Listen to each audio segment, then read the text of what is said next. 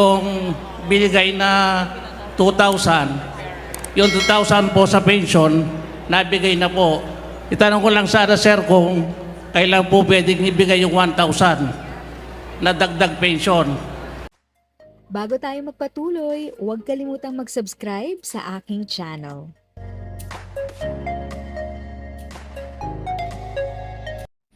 Thank you sa pag-click ng aking video. Good day po sa lahat ng ating SSS pensioners. Sa mga bagong viewers at napadaan lang, by the way, I'm Tita Eda. Welcome to my channel. Ang channel na maghatid sa iyo ng dagdag kaalaman tungkol sa government services, bagong mga balita at informative videos na galing sa legit na resources. Mag-subscribe na para updated ka. Lahat po ng SSS pensioner ay gustong malaman kung ano na ang totoong status ng SSS pension 1,000 pesos second tranche. Na-i-release na ba o i-release na ba? Ang goal ng Tita Eda's channel ay magbigay ng latest information tungkol sa usapin na ito. Heads up po, huwag tayong maniwala na ito ay ibinigay na at na-i-release na dahil hindi po ito totoo. April 2 ay nagkaroon ng forum ang SSS President at kanyang sinagot ang katanungan na ito. Kailan ba i-release at maibibigay ang 1,000 pesos second tranche? Panoorin at tapusin ang buong video para sa dagdag kaalaman. Good morning po. Ako po si Candido Taniedo, Barangay Bacolong, Kagawad po. Sir, sa SSS po, dahil matagal po akong company representative ng Talon General Hospital, almost 30 years. Kasalukuyan po ngayon, nagpe-pension po ako. Pero po yung SS ng Branch Tarlac, mababait po yung mga empleyado dyan. Dahil po matagal po akong nagtrabaho, dahil ito po, nakikinabang na po ako sa SSS ngayon. Nagpe-pension na po ako. At talong ko lang po sana, yung binigay na 2,000, yung 2,000 po sa pension, nabigay na po. Itanong ko lang sana, sir, kung kailan po pwedeng ibigay yung 1,000 na dagdag pension. Kasi po, nagme-maintenance na po ako ngayon. Kaya, sir, yun lang po. Marami po salamat. Alam nyo po, sasagutin ko yan, bababa ako para makita nyo yung sinseridad ko.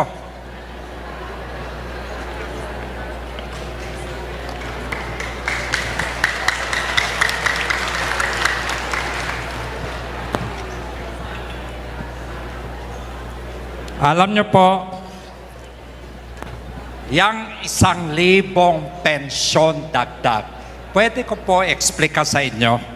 Kailangan po nakikita nyo yung mukha ko kasi po masyadong controversial yan eh. Saan po yung tanong nyo? Kayo po ba yun? Alam nyo po, ako po, adopted po ako ng Tarlac. Hindi po ako politiko, hindi po ako bolero. Ako po magsasabi ng yung kung ano sa tingin ko ang tama. Okay? Para maintindihan po ninyo lahat. Alam nyo po, ang SSS may 3.5 million pensionado. 3.5 million katao tumatanggap ng pensyon sa SSS. Okay? Klaro? Klaro na. Alam nyo po, pag binigyan ko po kayo ng 1,000 po, 3.5 million times 1,000 po pesos. At 3.5 billion po buwan-buwan ang lalabas ng pera sa SSS. 3.5 billion.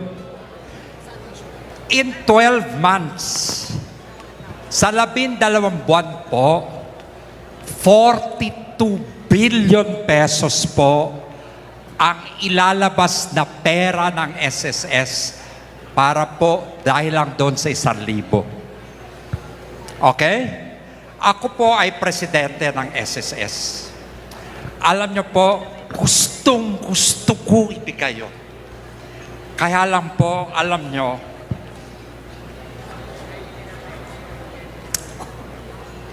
$42 billion po.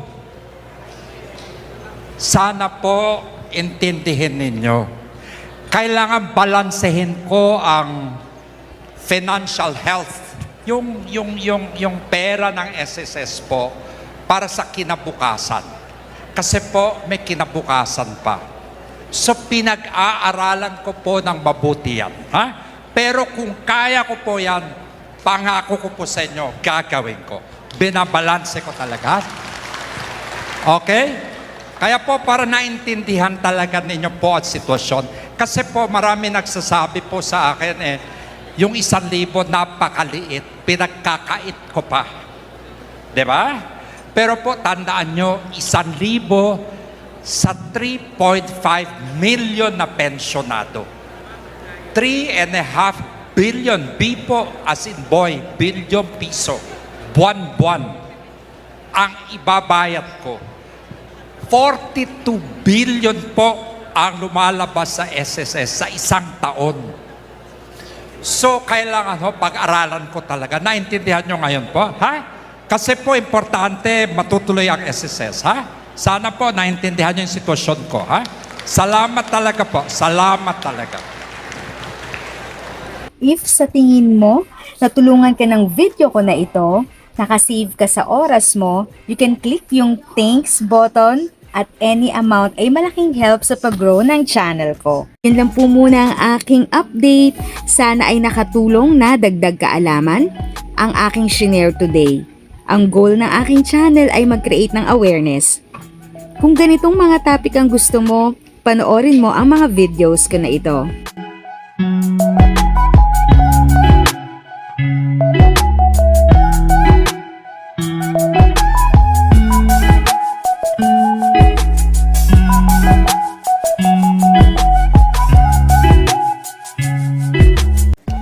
Thanks for watching! Kung may kapamilya, kaibigan o kakilala sa tingin mo ay magiging interesado sa video, please share or tag sila sa comment section. At syempre, if nagustuhan mo ang video, i-like mo na ito at subscribe ka na din. As always, feel free to write your questions, comments, and opinions respectfully. And continue to be a blessing and stay safe!